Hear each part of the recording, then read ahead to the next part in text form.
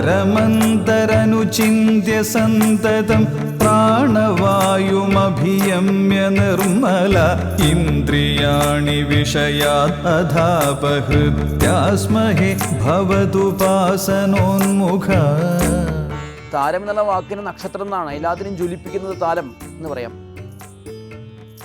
അപ്പം അങ്ങനെ ചിന്തിക്കുന്ന സമയത്ത് ഈ പ്രപഞ്ചത്തെ മുഴുവൻ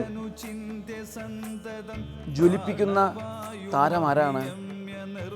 ആ ആത്മസ്വരൂപനായ ജഗദീശ്വരൻ തന്നെ. ആ ജഗദീശ്വരൻ്റെ ഒരു പ്രതീകമായിട്ടാണ് ഓംകാരം. വേദമെന്നാൽ ആദ്യം ഓംകാരം മാത്രമായിരുന്നു. ആ ബ്രഹ്മാനുസന്ധാനത്തിന് വേദമെന്നാൽ ഓംകാരമായിരുന്നു. അതിൻ്റെ വ്യാഖ്യാനമാണ് 4 വേദങ്ങളും 6 വേദാംഗങ്ങളും മറ്റുള്ള പുരാണങ്ങളും എല്ലാം.